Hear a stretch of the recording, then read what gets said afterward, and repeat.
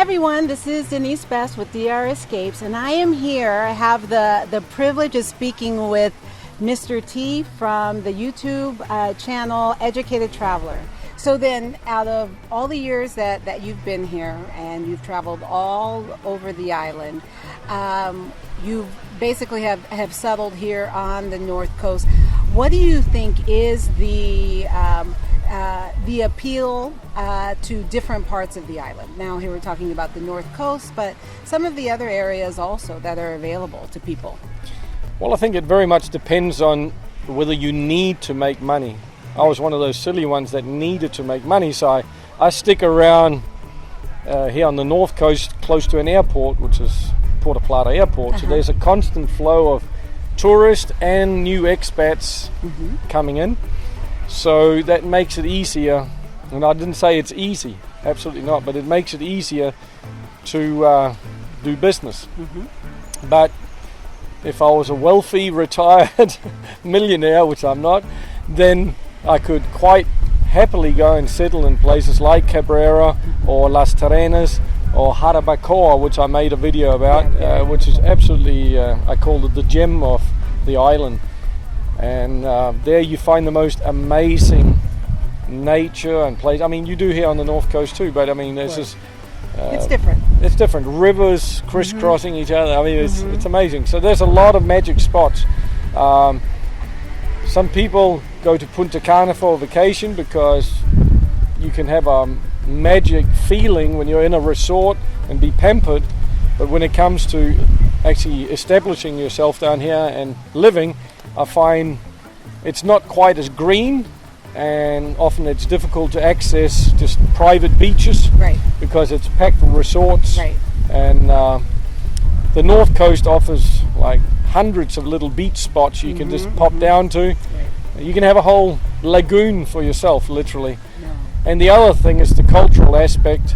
I like both the fact that I can meet people from all over the planet, and I can also go out in small Dominican communities. I know a lot of Dominicans here. That's introduced me to family members and friends. So suddenly you're out meeting people from one end of the spectrum to the other, and that I think the word is diversity. And you have it all here on the North Coast, literally, and I hope that answers that. No, perfect. I was thinking about when you were speaking the beauty of the North Coast Discovery Tour that DRescapes offers, because you do get to see all of the different towns, from Cabrera, from Rio San Juan, from Cabarete, Sosua, and so they all have their charm, their pros, their cons, and things to watch out for. So that is wonderful. And so what are your future plans here? I mean, because you've done so much. I mean, anyone who has seen your Educated Traveler YouTube channel, it's kind of like, where is he going? What else can he do? What else can? Well, now I have the luxury of having a lot of viewers who are writing to me in the YouTube comments on the channel. So I have my own ideas, and then I get the feedback from the viewers as to what they would like me to make videos on.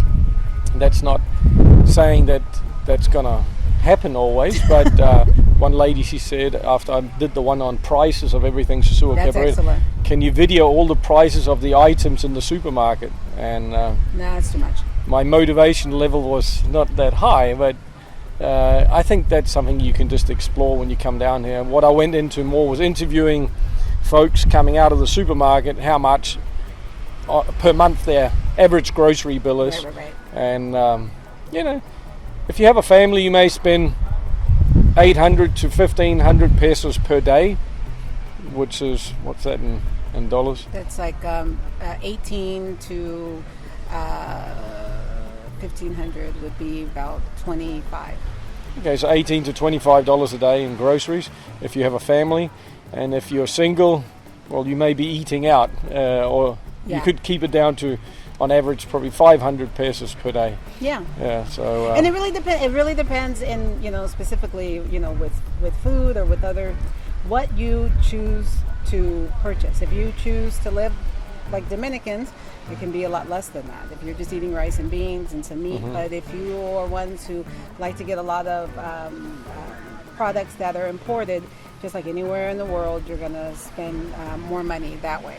I think most of the foreigners who I've interviewed in my videos is their feedback is $1,500 or $1,000 to $1,500 per month. You're just surviving. If you have $2,000 to $4,000 per month coming from somewhere, Right. then you're actually feeling like a queen or a king down Exactly, here. exactly. And there's a big difference that brings that extra relaxation to your life. Yeah. So I wouldn't be in a rush to come down if you have too little money. You know, if you think that you can survive down here on $500, well, maybe if you get a small surfer hut somewhere, Yeah, exactly. you can pull it off. But you know, just make sure you got the income level to support your lifestyle. It's not like Bahamas and many other places where you need a lot more. Right. Here you can actually live. There's people living on $1,500 a month.